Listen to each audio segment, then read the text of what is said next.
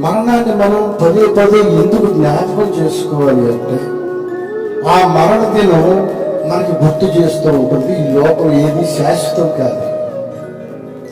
ఈ లోకం మనకి అశాశ్వతం. మనం ఎంతకాలం బ్రతికినా ఏం చేసినా ఈ లోకం అనేది అశాశ్వతం. మనం ఎక్కడి నుంచి వచ్చామో తిరిగి అక్కడికి తిరిగి వెళ్ళిపోవాలి. ఇప్పుడు మనందరం ఇంటి దగ్గర నుండి వచ్చాము, మళ్ళీ అక్కడికి వెళ్ళాలి, బజార్ కదా, ఇంటికి వెళ్ళాలి. మన ఇంటికి మనం తిరిగి వెళ్ళిపోవాలి.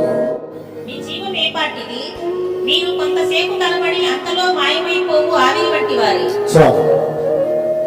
చూడండి, రేపు ఏమి జరుగునో మనకు తెలియదు, రేపు ఏమి జరుగుతుందో తెలియదు. మనము ఆవిరి వంటి వాళ్ళం.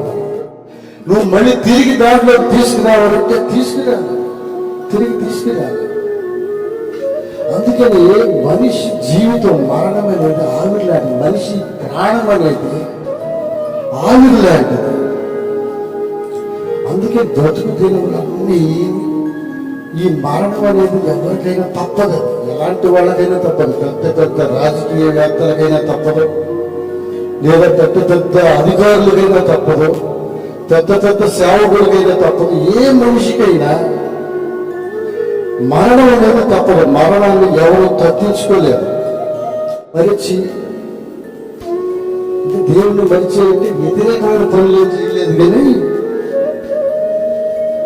నాకున్న ఈ పనుల వల్ల దేవుణ్ణి మర్చిపోయాను.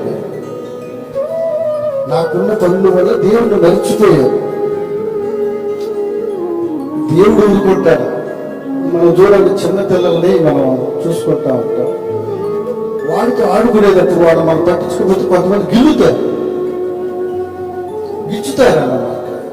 మళ్ళీ వాడు ఏడుస్తుంటే మళ్ళీ వాడిని ఆడిస్తా ఉంటాం. అంటే మన తల్లిదండ్రులు పట్టించుకోనప్పుడు వాడు ఏం చేస్తారంటే చిన్న గిచ్చి మళ్ళీ వాడిని తన వైపు తిట్టుకుంటా ఉంటారు. కరెక్ట్గా పోయిన సంవత్సరం 2023 సెప్టెంబర్ 1వ తారీఖున ఒక డాక్టర్ ద్వారా, ఒక తెలియని డాక్టర్ ద్వారా ఆయన ఇచ్చిన రాంగ్ ట్రీట్మెంట్ వల్ల తీసుకెళ్లి నన్ను హాస్పిటల్లో పడేశారు. ఒక రాంగ్ ట్రీట్మెంట్ ఇచ్చాడు, ఆయనే తీసుకెళ్లి హాస్పిటల్లో అడ్మిట్ చేశాడు. అడ్మిట్ చేసినప్పుడు అప్పుడు గుర్తొచ్చాడు నాకు దేవుడు. అప్పుడు వరకు ఈ పనుల వల్ల దేవుడు అంటే భయభక్తులు కలిగి ఉంటాం. అందరూ మనం దేవుడు అంటే భయభక్తులు కలిగి ఉంటాం, కానీ అనుక్షణం మనం పరిశుద్ధతను కాపాడుకుంటూ ఉండాలి. దాంట్లో నేను ఫెయిల్ అయ్యాను.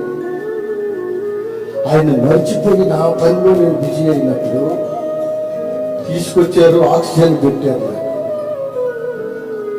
ఎందుకు పెడుతున్నారో అర్థం కాదు. ఆక్సిజన్ పెడుతుందంటే మనకి ఊపిరి ఆడట్లేదు, ఏంటి మన పరిస్థితి? అప్పుడు మొదటిసారి అప్పుడు భయం వేసింది. మరణం మనల్ని టచ్ చేసినప్పుడు ప్రతి మనిషికి దేవుడు మరణం ఒకసారి రాదు, 4 సార్లు టచ్ చేస్తాడు. 4 సార్లు టచ్ చేసిన తర్వాత నన్ను హాస్పిటల్లో ఆక్సిజన్ పెట్టినప్పుడు ఒకరోజు చూశాను, అందరూ చూస్తానికి వస్తున్నారు, వెళ్తున్నారు, నాకేం అర్థం కావట్లేదు. 2వ రోజు ఉండాలి పడే నీవే నా క్షేమం అని. అప్పుడు గుర్తొచ్చింది నాకు.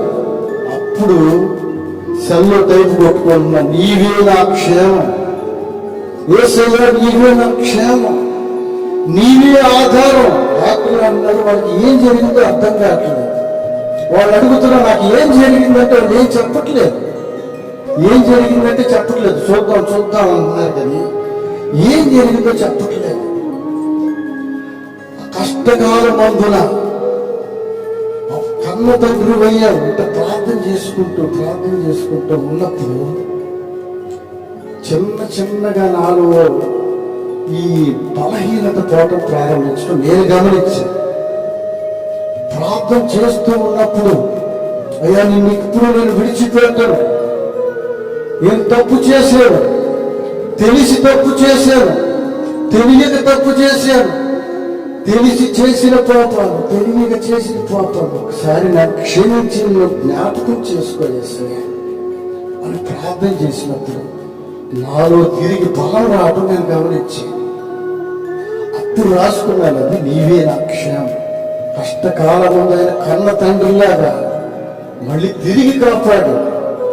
మీరు ఆఖరి చరణం పాడుంటారు, నేను ఈ వారం రోజులు హాస్పిటల్లో ఉంటే బయట శత్రువులు ఏం చేశారు తెలుసా? ఫేస్బుక్ లో ఫార్వర్డ్ చేశారు, చనిపోయాడైనా రిప్ రిప్ రిప్ అని మొత్తానికి పెట్టి పడేశారు. నాకు ఏం అర్థం కాలేదు. ఎందుకు చాలా మంది ఫోన్ చేసి అడుగుతున్నారు. అసలు 2 చరణాలే రాశాను, అది అప్పుడు రాసుకున్నాను.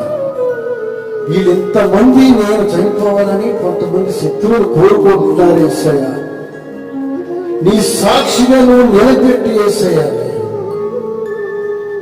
అప్పుడు రాశాను, శత్రువుల శాపాలే ఆశీర్వాదాలుగా, శత్రువుల శాపాలు ఆశీర్వాదాలుగా మార్చాయి. ఆయన శత్రువుల శాపాల్ని ఆశీర్వాదంగా మార్చాయి. మళ్ళీ తిరిగి సాక్షిగా నిలబెట్టుకున్నాడు. ఇవన్నీ రాయాలని రాసినవి కాదు. ఆ సమయంలో నేను పడిన వేదనలు, నేను పడిన బాధలు అవన్నీ ఆ పాటలో పెట్టాను. అంతే, పాటలో పెట్టాను, కానీ పాట పోవర్తంగా ఒక్క మాట కూడా రాయలేదు. చూడండి, మరణమై స్మరణకు రాకున్న వాని వలె మరణమై స్మరణకు రాకున్న వాని వలె మరువబడితే చాలా. ఎందుకు ఓటి కొండతో పోల్చాడు ఈ మరణాన్ని? ఎందుకు ఒక మనిషి దేహాన్ని ఓటి కొండతో పోల్చాడంటే, చూడండి, ఈ సెల కొంటే దీనికి వారంటీ ఉంది, ఈ మైకు కొంటే వారంటీ ఉంది, మన దగ్గరున్న ఏ వస్తువుకైనా వారంటీ ఉంది. కానీ ఒక కొండకు వారంటీ ఉంది, ఇవ్వరాదు. ఆ కొండకి ఏదైనా రంధ్రం పడింది అంటే, ఆ కొండకు రంధ్రం పడితే అది పడేయటమే తప్ప, ఆ కొండను పడేయటమే తప్ప తిరిగి బాగు చేయలేము. మనిషి మరణించిన పడేయటం తప్పితే, ఒక ఆమె ప్రేమగా చూసుకుంటే ఆయన బాగా ఆ మధ్యాహ్నం వరకు కలిసి సంతోషంగా ఉన్నారు. ఆమె కూడా చెప్తుంది, నువ్వు లేకపోతే నువ్వంటే నాకు ప్రేమ అయ్యా అని భర్తతో చెప్తూ ఉంది. అనుకోకుండా సాయంత్రం 4, 3 చెప్తుంది, నువ్వంటే ప్రేమ అయ్యా అయ్యి అని. 4 ఆయన అనుకోకుండా చనిపోయాడు. అంత ప్రేమ ఉన్నాము కూడా తీసుకెళ్ళి బయట పడుకోబెట్టాడు. మనిషి జీవితం ఓటి కొండలాంటి, పనికిరాని కొండలాంటి. నేను భయపడలయ్యాను పాస్టర్ గారు. నాకు భయం లేదు మరణం అంటే, నీ బోటు భయపడతాడు. నేను సిద్ధపాటు లేని భయపడతాడు. ఒకరోజు ఆయన కొంచెం ఊపిరాడు, గోల చేస్తున్నాడు. ఇక నన్ను హాస్పిటల్కి తీసుకెళ్ళాలని గోల చేస్తున్నాడు. కొంచెం ఊపిరాడకపోతే అరుస్తున్నాడు, అర్జెంటుగా నన్ను హాస్పిటల్కి తీసుకెళ్ళండి అని. బాగున్నప్పుడే నాకు మరణం అంటే భయమే లేదండి. మరణం అంటే భయం లేని ఎవరు? అది సమీపించినప్పుడు మాత్రమే వాళ్ళకి అర్థమవుతూ పోయినట్లు వాడు పూయును. నరుని ఆయువు గడ్డి వలె ఉందంట. గడ్డి చూస్తానికి చాలా పచ్చగా ఉంటుంది, అందంగా కనపడిన వాళ్ళు చనిపోయిన తర్వాత వాళ్ళ రూపం వికృతంగా అయిపోయింది. ఏది కూడా శాశ్వతమైంది ఈ లోకంలో లేదు. కనపడేది ఏది నిజం కాదు, కనపడుతున్నది ఏది నిజం కాదు, అన్ని అబద్ధమే. ఒక మనిషి అందం నిజం కాదు, ఒక మనిషి యొక్క ఆస్తులు నిజం కాదు. దేవుని ప్రేమ ఒక్కటే నిజం, దేవుని ప్రేమ ఒక్కటే మనకు నిజం. మనం ప్రాకులాడాల్సింది దేవుని ప్రేమ కోసం ప్రాకులాడాలి. మట్టిలాగా రాలిపోతూ ఏది ఇది శాశ్వతం కాదని ఎప్పటికప్పుడు దేవుడు మనకి చూపిస్తానే ఉంటాడు. ఇది ఈ లోకం శాశ్వతం కాదు, ఈ భూమి శాశ్వతం కాదు, ఈ జీవితం శాశ్వతం కాదు, ఈ మనుషులు శాశ్వతం కాదని దేవుడు ఎప్పటికెప్పుడు మనకి చూపిస్తానే ఉంటాడు. వాస్తవంగా ఇప్పుడు నేను వచ్చే పరిస్థితి కాదు, 2 మాటలైనా మాట్లాడతానని అనుకోలేదు. కానీ చూడండి, చివరికి ఒక మాట చెప్తాను మీకు. ఆదికాండం 18వ అధ్యాయం 27వ వచనం.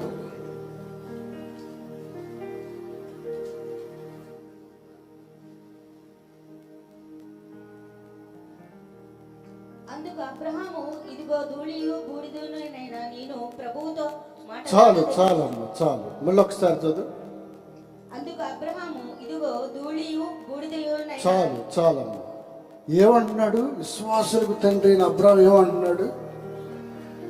ధూళి అంట, ధూళి దుమ్ము. అదే మనమైతే ఏమంటాం తెలుసా? ఒకడు అంటున్నాడు ఫుల్గా తాగి, రే నేనంటే ఏమనుకుంటున్నావురా అంటున్నాడు. విశ్వాసులకు తండ్రి అయిన అబ్రహాం అంటున్నాడు, నేను ధూళిని దుమ్మునని. అంతటి విశ్వాసులకు తండ్రి అయిన అబ్రహాం అంటే నేనంటే ఏమనుకుంటున్నావురా? మీరు చెప్పండి, మీరంటే ఏంటి? ఒకరి వైపు ఒకరు తిరిగి నేనంటే ఏంటి అని అడగండి. ఒకరిని అడగండి, ఏం కాదు అడగండి. ఎదుటోళ్ళు చెప్పాలి, ఈసారి ఎవడన్నా నేనంటే ఏమనుకుంటున్నావురా అంటే నువ్వంటే ధూళి దుమ్ము. ఒక ఆయన అన్నాడు, రే మాకు 6 కొడుకులు ఉన్నారు అంటే చాలా ఎత్తుంటారు. చాలా మంది వాక్యాన్ని బట్టి గర్వపడతలే, సిగ్గుపడాల్సిన విషయాన్ని బట్టి గర్వపడుతూ ఉన్నారు. మేము గనక కర్రలు పట్టుకుని నిలబడితే ఈ పల్లిని ఈ చివరి నుంచి ఆ చివరి వరకు నెట్టుకుంటా తీసుకొస్తా అన్నాడు. నిజంగానే వాళ్ళు అందరితో గొడవకి వెళ్ళేవాడు, అందరు నిజంగానే సగం మంది నెట్టుకుంటానే వెళ్తా ఉండేవాడు. కరోనా వచ్చినప్పుడు చూశాను వాళ్ళని. కరోనా వచ్చినప్పుడు 6 పాకుతున్నారు నడవలేని పరిస్థితి, లెగవలేని పరిస్థితిలో ఉన్నారు. వాళ్ళు ఏమన్నారు? నేనంటే ఏమనుకున్నావు? మా కుటుంబం అంటే ఏమనుకున్నావు? మా పిల్లలంటే ఏమనుకున్నావు? మా 6 కర్రలు పట్టుకుని నిలబడితే పల్లిని ఇటు నుంచి అటు నెట్టుకొస్తామన్న మనుషులు కరోనా టైంలో పాకుతా ఉన్నారు. ప్రార్థనకు వచ్చారు. ఒరే మీరు ఏమనుకున్నా, మీరంతా కర్రలు పట్టుకుని బలవంతులు కదరా, ఏంది ఎట్ట అయిపోయారంటే, లేదయ్యా ఈ శక్తి నిజం కాదు, ఈ బలం నిజం కాదు, ఇదంతా అశాశ్వతం. ఉదయం మొలిచి సాయంత్రానికి ఎండిపోయే గడ్డి పువ్వు లాంటి జీవితం, ఇది నిజం కాదు. అప్పుడు చెబుతున్నాడు,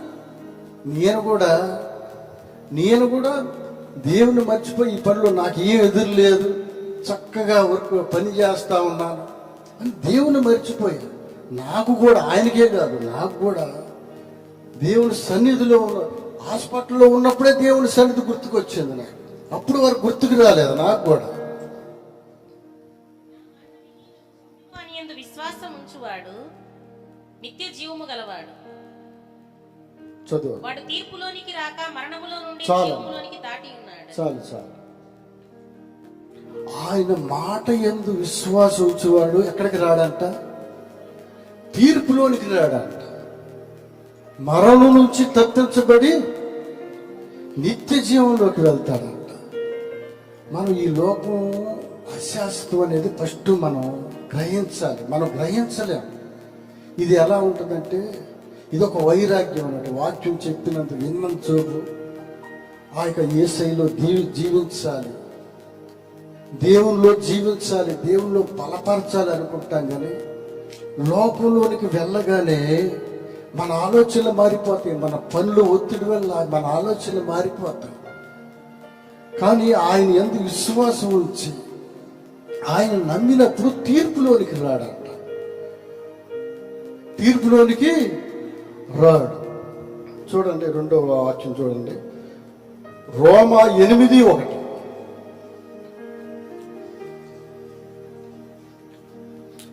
ఇప్పుడు క్రీస్తునందున్న వారికి ఏ శిక్షా విధియు లేదు. చాలా 1 తీర్పులోనికి రారు.